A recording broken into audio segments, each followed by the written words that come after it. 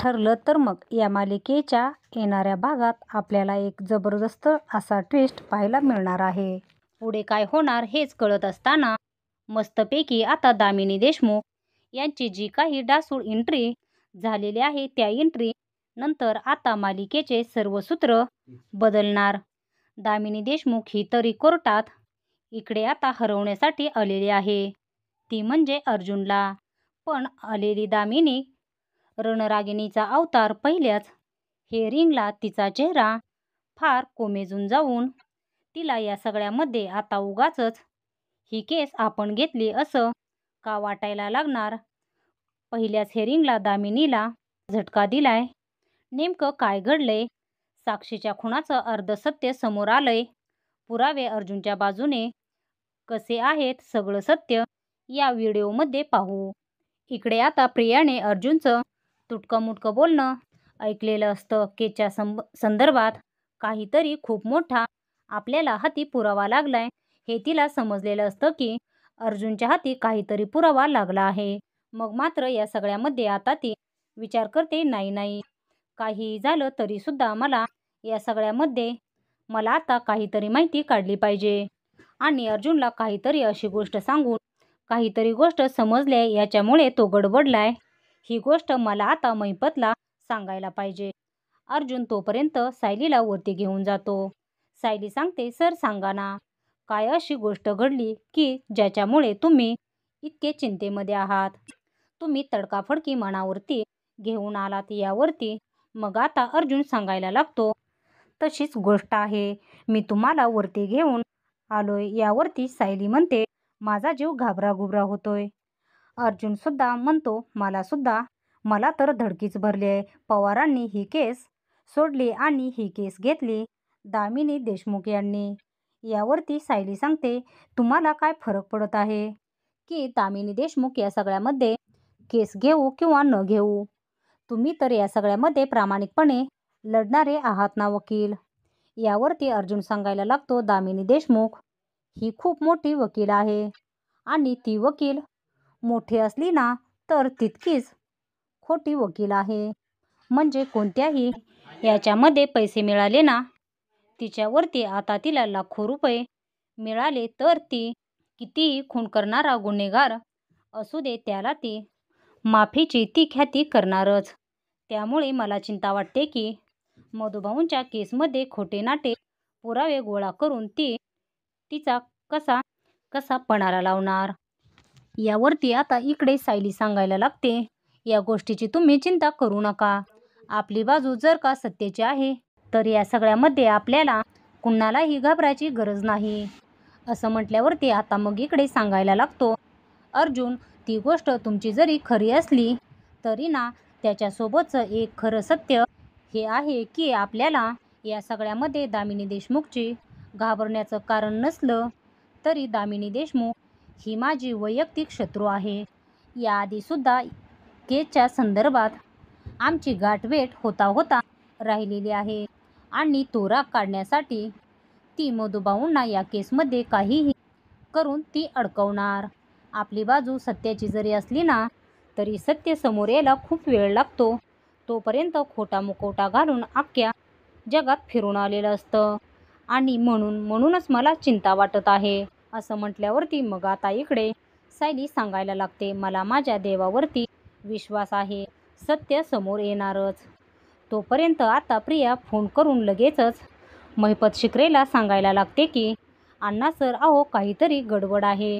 म्हणजे आता या सगळ्यामध्ये मला जी माहिती कळले ना ती माहिती मी तुम्हाला सांगते आहे.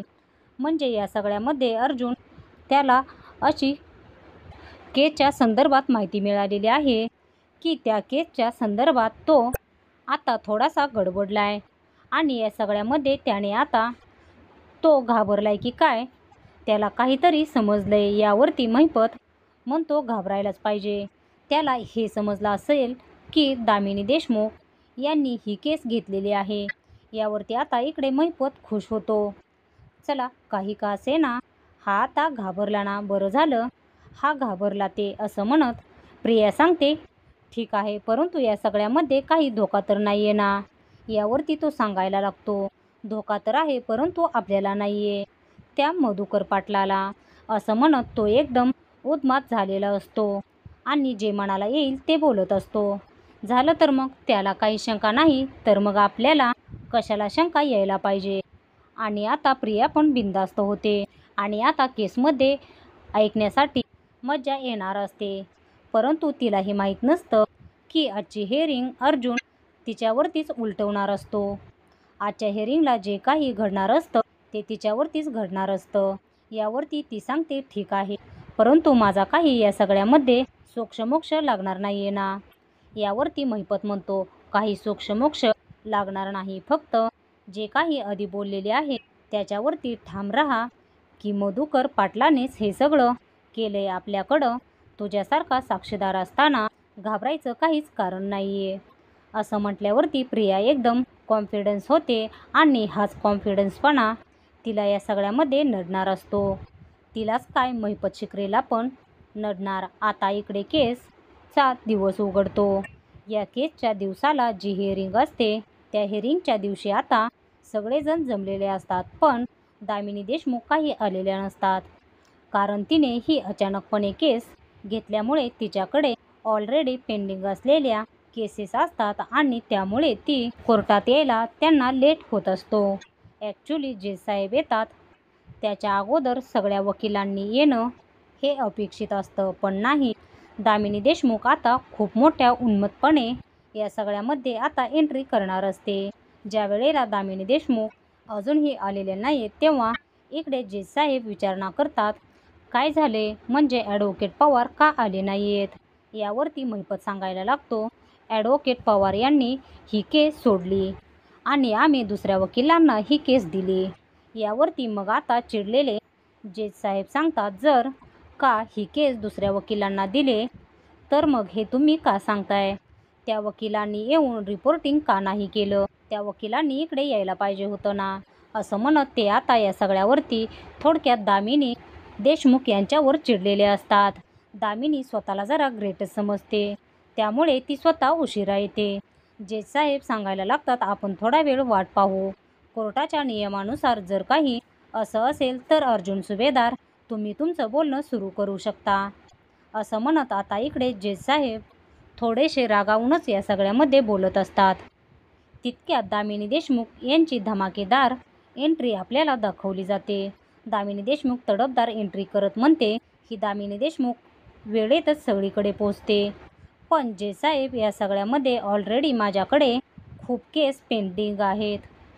तुम्हाला सुद्धा माहीत आहे की या सगळ्यामध्ये जितकी केसचे निकाल तुम्हाला लावायचे असतील तितक्या केस मला लढायच्या आहेत.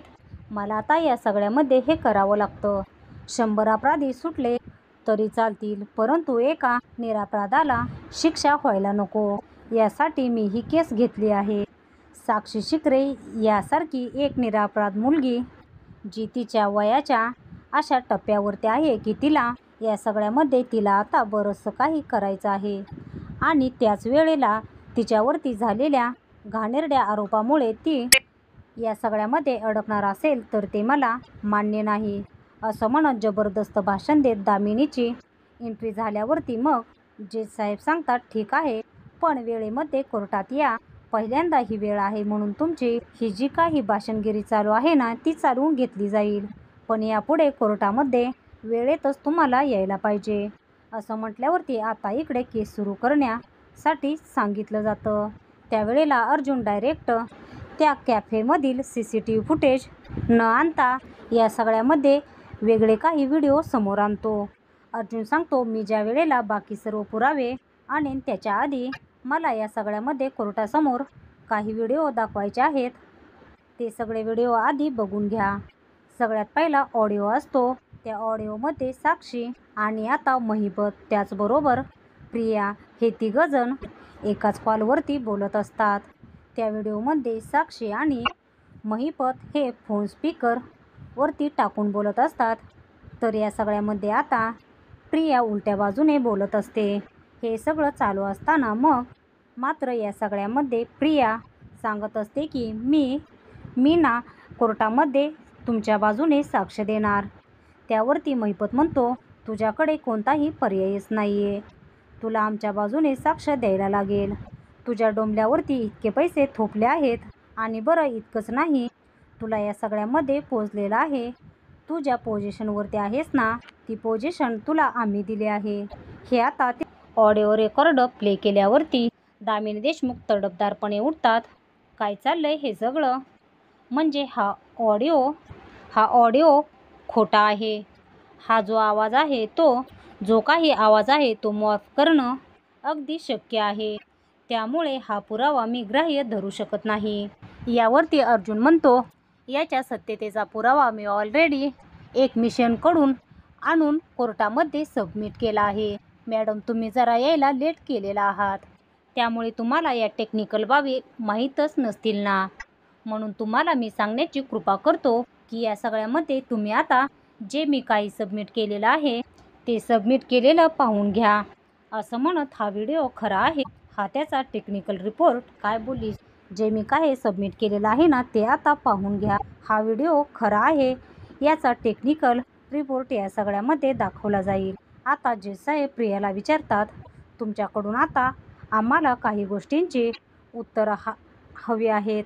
जे काही अर्जुन सुभेदार म्हणतात ते बरोबर आहे का? यावरती प्रिया सांगते, नाही, मला काही आठवत नाही कशा संदर्भात हे बोलले असेल. हा आवाज खरा असेल तरीसुद्धा मी याच्यामध्ये कुठे काही वेगळं बोलत आहे. आणि हा जो काही रेकॉर्डिंग कॉल आहे ना तो नंतरचा असेल. म्हणजे मी साक्ष दिल्यानंतर त्यांनी माझे आभार मानण्यासाठी कदाचित हा कॉल रेकॉर्ड केला असेल. म्हणजे तो मला हा कॉल केला असेल. एक पुरावा झाल्यानंतर अर्जुन दुसरा पुरावा सादर करतो, तो म्हणजे महिपत शिकरेचा व्हिडिओ. महिपत शिकरे व्हिडिओमध्ये सांगत असतो की काहीही झालं तरी मधुकर पाटलाची या पेपरवरती सही घ्या. मधुकर पाटलाची या पेपरवरती सही घेतली.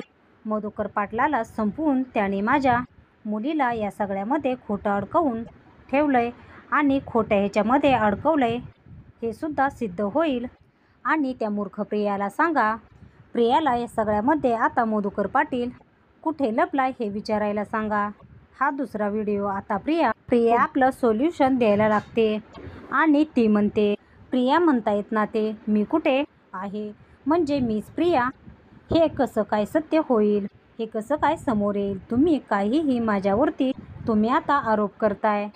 अर्जुन सुभेदार, तुम्ही वकील आहात, परंतु तुम्ही माझ्यावरती असे आरोप करू शकत नाही. यावरती दामिनी म्हणते, हो, तुम्ही या अशा प्रकारे या सगळ्यावरती प्रेशर आणू शकत नाहीये. मला तुम्हाला इतकं सांगायचं आहे की खरं तुमच्याकडे ठोस पुरावा असेल तर बोला अर्जुन सुभेदार, नाहीतर पहिल्याच हेअरिंगला ही केस क्लोज झाली म्हणून आता या सगळ्यामध्ये तुम्ही डिक्लेअर करून टाका.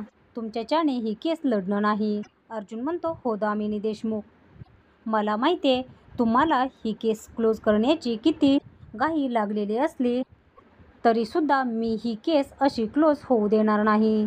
मी या सगळ्यामध्ये विचार करूनच ही केस क्लोज करणार आहे. असं म्हणत मग मात्र आता इकडे दामिनीला अडकवण्यासाठी अर्जुनने केलेला हा प्लॅन असू शकतो.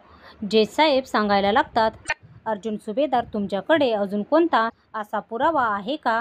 यावरती अर्जुन म्हणतो, सगळ्यात शेवटचा पुरावा मी अजूनही कोर्टासमोर आणलेला नाहीये. तो पुरावा मी कोर्टासमोर आणू इच्छितो. असं म्हणत अर्जुनने धमाकेदार पुरावा सादर करत आता कोर्टात सगळं काही सत्य आणलेलं असतं आणि त्या सत्याचा कोर्टामध्ये उलगडा होतो. तो पुरावा म्हणजे प्रियाच्या विरुद्धचं असतं, ते म्हणजे CCTV फुटेज. आणि हे CCTV फुटेज कोर्टासमोर आणलं जातं. त्या CCTV फुटेजमध्ये 2 वर्षाची प्रिया पैसे घेतानाची पकडली जाते. जेव्हा 2 वर्षापूर्वीची प्रिया ही पैसे घेत असते हे ज्या वेळेला समोर येतं त्यावेळेला मग मात्र प्रिया गडबडते. अर्जुन सांगायला लागतो, हे बघा, हे CCTV फुटेज मला कोर्टासमोर आणायचं होतं. यावरती सायली सांगते, 2 वर्षापूर्वीची घटना. सायली सगळं डिटेल सांगायला लागते. महिपत शिकरे ज्या वेळेला आमच्याकडून पैसे घेऊन आले त्यावेळेला प्रियाला त्यांच्याकडून पैसे घेण्यासाठी उत्सुकता दाखवली आणि तिथेच महिपत शिकरे यांनी हिला गाठलं आणि मग तिने आमचा आश्रम करण्यासाठी महिपत शिकरे यांनी हिची साथ दिली आणि ह्या दोघांनी मिळून आता मधुभाऊंना अडकवण्यासाठी विलासला आमच्या इथे पाठवलं. अर्जुन सांगायला लागतो, आणि सगळ्यात महत्त्वाचं, आमच्याकडे अजून एक पुरावा आहे की विलासला घेऊन प्रिया या आश्रमात आली होती. या आश्रमाच्या रेकॉर्डमध्ये कोण कोणाला कधी कसं घेऊन आलं या सगळ्याची डिटेलमध्ये माहिती असते, आणि तीच माहिती सगळ्यामध्ये आहे, आणि आता ती माहिती आम्ही आता तुम्हाला देऊ इच्छितो. असं म्हणत आता अर्जुन दाखवतो की प्रिया विलासला घेऊन आली होती, आणि त्यानंतर प्रिया आतापर्यंत कोणत्याही व्यक्तीला जेव्हा घेऊन आलेली नाही आहे, तेव्हा यावेळेला त्या व्यक्तीला कशी घेऊन आली म्हणजे ती त्यांची मिनी बघत होती. हा माणूस महिपत शिकरेचा आहे याचा पण पुरावा आहे. एक एक करत धडधडीत पुरावे अर्जुनने कोर्टासमोर सादर केलेले असतात की विलास हा माणूस आहे तो म्हणजे महिपतचा. विलास जर का महिपतचा माणूस आहे तर या सगळ्यामध्ये आता विलासला घेऊन येणारी प्रिया या पण महिपतचीच माणूस झाली. आणि इतकंच कशाला, या सगळ्यामध्ये आता प्रिया महिपतची माणूस, प्रिया साक्षीची माणूस, तर हे आता यावरून सिद्ध झालं आहे. त्यामुळे हे आता एक ओपन आणि शट केस आहे. हे आश्रम मिळवण्यासाठी विलास आणि प्रिया तिकडे गेली होती, पण याच वेळेला आता इकडे मधुभाऊंना मारण्याच्या या सगळ्या कश्मकशमध्ये इकडे विलास मारला गेला, आणि विलास मारला गेल्यामुळे आणि इकडे आता आरोप मात्र मधुभाऊंवरती आला. प्रियाने त्यांच्या डोक्यावरती वार केला, आणि डोक्यावरती वार करून प्रियाने या सगळ्यामध्ये आता त्यांना मारण्याचा प्रयत्न केला. हे सगळं आता कोर्टासमोर आलेलं आहे. असं म्हटल्यावरती आतापर्यंत कोर्टासमोर तडफदार, हे तसं नाही हे असं आहे असं म्हणत जी दामिनी देशमुख कोर्टासमोर जास्त उड्या मारत असते ती पूर्णपणे गलितगात्र होते. हे काय घडलं म्हणजे आता तरी या सगळ्यामध्ये आता मी जे काही करण्याचा प्रयत्न करत होते, पण मी आता ही केस पहिल्याच दिवशी हारणार याचा विषयच आला की काय. अर्जुन म्हणतो, दामिनी देशमुख, तुम्हाला या सगळ्यामध्ये आता काही गोष्टी सांगायच्या आहेत का? तुम्हाला काही गोष्टी बोलायच्या आहेत का की जेणेकरून तुम्ही या सगळ्यामध्ये आता बोलू शकाल? दामिनी सांगते की आता तरी मला काही बोलायचं नाही आहे. दामिनीने ऑलरेडी हारच मानून टाकलेली असते. आता या सगळ्यामध्ये दामिनीने हार मानलेली असते, आणि त्यामुळे ती आता गप्प बसलेली असते, आणि ती डोक्यामध्ये काहीतरी विचार करत असते. अर्जुनने जे पुरावे सादर केलेत त्याच्यावरती कोर्ट काय निर्णय घेईल, आणि दामिनी विचार करून या सगळ्यावरती स्टे आणून काहीतरी कोर्टात पलटी उलटी करणार का, हे आपण येणाऱ्या भागामध्ये पाहू.